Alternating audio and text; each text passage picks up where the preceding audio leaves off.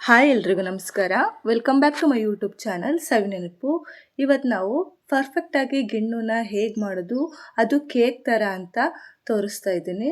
ಅದಕ್ಕೂ ಮುಂಚೆ ಯಾರೆಲ್ಲ ಹೊಸ್ದಾಗಿ ನನ್ನ ಚಾನಲ್ ನೋಡ್ತೀರೋ ಪ್ಲೀಸ್ ನನ್ನ ಚಾನಲ್ನ ಸಬ್ಸ್ಕ್ರೈಬ್ ಮಾಡ್ಕೊಂಡು ನೋಡಿ. ನೀವು ಸಬ್ಸ್ಕ್ರೈಬ್ ಮಾಡೋದ್ರಿಂದ ನಾನು ಹಾಕೋ ಎಲ್ಲ ಹೆಲ್ದಿ ವೀಡಿಯೋಸ್ ನಿಮಗೆ ಬಂದು ಸೇರ್ತವೆ. ಈಗ ಹೇಗೆ ಮಾಡೋದಂತ ನೋಡೋಣ. ಪ್ರೋಟೀನ್ ರಿಚ್ ಆಗಿರೋ ಈ ಗಿಣ್ಣು ರೆಸಿಪಿನ ಹೇಗೆ ಮಾಡೋದು ಪರ್ಫೆಕ್ಟಾಗಿ ಅಂತ ತೋರಿಸ್ತಾ ಇದ್ದೀನಿ. ತುಂಬ ಸಾಫ್ಟಾಗಿರುತ್ತೆ ಮತ್ತು ತುಂಬ ಟೇಸ್ಟಿಯಾಗಿರುತ್ತೆ. ಈಸಿಯಾಗಿ ಕೇಕ್ ಥರ ಕಟ್ ಮಾಡ್ಕೊಂಡು ತಿನ್ಬೋದು. ಬಾಯಲ್ಲಿಟ್ರೇ ಕರಗೋಗುತ್ತೆ, ಅಷ್ಟೊಂದು ರುಚಿಯಾಗಿರುತ್ತೆ. ಈಗ ಹೇಗೆ ಮಾಡೋದು ಅಂತ ನೋಡೋಣ. ಇಲ್ಲಿ ನಾನು ಒಂದು ಅಗಲಂದು ಬಾಕ್ಸ್ ತೊಗೊಂಡಿದ್ದೀನಿ. ಆ ಬಾಕ್ಸಿಗೆ ಒಂದು ಅರ್ಧ ಲೀಟ್ರಷ್ಟು ಮಾಮೂಲಿ ಡೈಲಿ ಯೂಸ್ ಮಾಡ್ತೀವಲ್ಲ ಆ ಹಾಲನ್ನು ಸೇರಿಸ್ಕೊಂಡಿದ್ದೀನಿ. ಇದಕ್ಕೀಗ ಒಂದು ಅರ್ಧ ಕಪ್ ಆಗುವಷ್ಟು ಮೊದಲಿನ ಹಾಲನ್ನ ಸೇರಿಸ್ಕೊಂಡಿದ್ದೀನಿ. ಆಕಳು ಕರು ಹಾಕಿದಾಗ ಮೊದಲಿಗೆ ಕರ್ಕೊಂಡಿರ್ತೀವಲ್ಲ ಆ ಹಾಲನ್ನು ನಾವು ತೆಗೆದಿಟ್ಕೊಂಡು ಫ್ರಿಜ್ಜಲ್ಲಿ ಸ್ಟೋರ್ ಮಾಡಿಟ್ಕೊಂಡ್ರೆ ನಮಗೆ ಯಾವಾಗ ಬೇಕಾಗುತ್ತೋ ಆವಾಗ ಈ ಥರದ ರೆಸಿಪಿನ ಮಾಡ್ಕೊಂಡು ತಿನ್ಬೋದು. ಈಗ ಇದಕ್ಕೆ ಒಂದು ಬಟ್ಲಾಗುವಷ್ಟು ಬೆಲ್ಲನ ಸೇರಿಸ್ಕೊತಿದ್ದೀನಿ. ಮೊದಲು ಸ್ವಲ್ಪನೇ ಸೇರಿಸ್ಕೊತಾ ಇದ್ದೀನಿ. ಆಮೇಲೆ ಟೇಸ್ಟ್ ನೋಡಿ ಬೇಕಾದರೆ ಹಾಕ್ಕೋತೀನಿ. ಕಡಿಮೆ ಇದ್ದರೆ ಟೇಸ್ಟ್ ಚೆನ್ನಾಗಿರಲ್ಲ, ಸಪ್ಪೆ ಅನಿಸುತ್ತೆ. ಜಾಸ್ತಿ ಹಾಕಿದ್ರೂ ತುಂಬ ಸ್ವೀಟ್ ಆಗಿಬಿಡುತ್ತೆ. ಅದಕ್ಕೆ ಮೀಡಿಯಮ್ ಆಗಿ ಮೊದಲು ಬೆಲ್ಲ ಕರಗಿಸ್ಕೊಂಡು ನಮಗೆ ಸ್ವೀಟ್ ಬೇಕಾದರೆ ಇನ್ನೊಂದು ಸ್ವಲ್ಪ ಸೇರಿಸ್ಕೊತಾ ಇದ್ದೀನಿ. ಬೆಲ್ಲ ಕರಗೋ ತನಕ ಚೆನ್ನಾಗಿ ಕೈ ಆಡ್ಕೋಬೇಕು. ಈಗ ಇದಕ್ಕೆ ಒಂದು ಸ್ಪೂನ್ ಆಗೋವಷ್ಟು ಏಲಕ್ಕಿ ಪುಡಿ ಸೇರಿಸ್ಕೊತಿದ್ದೀನಿ. ಶುಂಠಿ ಪುಡಿ ಬೇಕಿದ್ರೂ ಹಾಕ್ಕೊಳ್ಳಿ. ಈಗ ಚೆನ್ನಾಗಿ ಕಲಿಸ್ಕೋಬೇಕು. ಬೆಲ್ಲ ಚೆನ್ನಾಗಿ ಕರಗಬೇಕು. ಇವಾಗ ಸ್ವಲ್ಪ ಟೇಸ್ಟ್ ನೋಡಿಕೊಂಡು ನಮಗೆ ಬೆಲ್ಲ ಬೇಕು ಅನಿಸಿದರೆ ಇನ್ನೊಂದು ಸ್ವಲ್ಪ ಹಾಕ್ಕೊಳ್ಳಿ. ಇಲ್ಲ ಅಂದರೆ ಇಷ್ಟೇ ಸಾಕಾಗುತ್ತೆ. ಆಕಳು ಕರು ಹಾಕಿರುತ್ತಲ್ಲ ಅಥವಾ ಎಮ್ಮೆ ಕರು ಹಾಕಿರುತ್ತಲ್ಲ, ಮೊದಲಿಗೆ ಕೊಟ್ಟಿರೋ ಹಾಲನ್ನು ತೆಗೆದಿಟ್ಕೊಂಡು ಫ್ರಿಜ್ಜಲ್ಲಿ ಇಟ್ಕೊಂಡ್ರೆ ಈ ಥರ ಅರ್ಧರ್ಧ ಕಪ್ ಹಾಕ್ಕೊಂಡ್ರೆ ನಾವು ಬೇಕಾದಾಗೆಲ್ಲ ಮಾಡ್ಕೋಬೋದು. ಈ ಹಾಲು ತುಂಬ ಪ್ರೋಟೀನ್ ರಿಚ್ ಆಗಿರುತ್ತೆ, ಆರೋಗ್ಯಕ್ಕಂತೂ ತುಂಬ ಒಳ್ಳೆಯದು.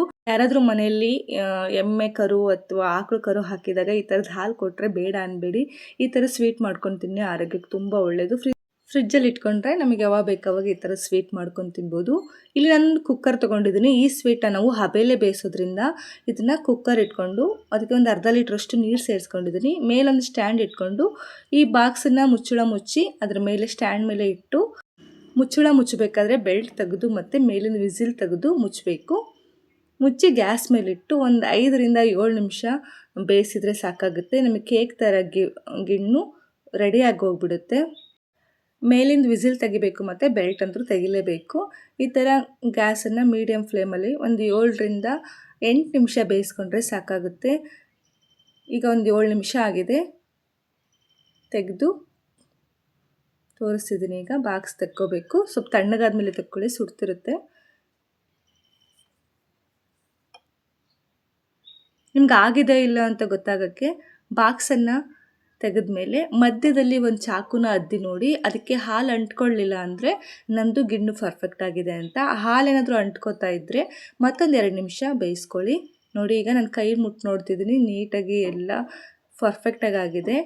ಈಗ ಇದನ್ನು ಕೇಕ್ ಥರ ಮಾಡ್ಕೋಬೇಕಲ್ವ, ಅದಕ್ಕೋಸ್ಕರ ಈ ಥರ ನೀಟಾಗಿ ಚಾಕುದಲ್ಲಿ ಸೈಡ್ಸ್ ಎಲ್ಲ ಬಿಡಿಸ್ಕೊತಾ ಇದ್ದೀನಿ. ಒಂದು ಪ್ಲೇಟ್ಗೆ ಇದನ್ನು ತೆಕ್ಕೋತಾ ಇದ್ದೀನಿ. ನೋಡಿ, ಈಗ ಇದನ್ನು ಮತ್ತೆ ಮೊದಲಿನ ಫೇಸ್ಗೆ ತಿರುಗಿಸಿ ಹಾಕ್ಕೊಂಡಿದ್ದೀನಿ. ಈ ಥರ ಕೇಕು ರೌಂಡ್ ಶೇಪಲ್ಲಿ ಪರ್ಫೆಕ್ಟಾಗಿ ಬಂದಿದೆ. ಕಟ್ ಮಾಡಿ ತೋರಿಸ್ತಿದ್ದೀನಿ ನೋಡಿ.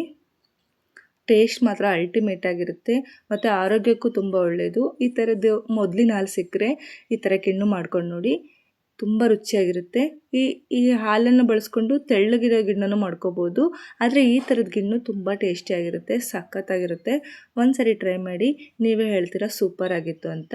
ನಾ ಹೇಳಿರೋ ಟಿಪ್ಸನ್ನ ಫಾಲೋ ಮಾಡಿದರೆ ಪರ್ಫೆಕ್ಟಾಗಿ ಬರುತ್ತೆ. Thank you.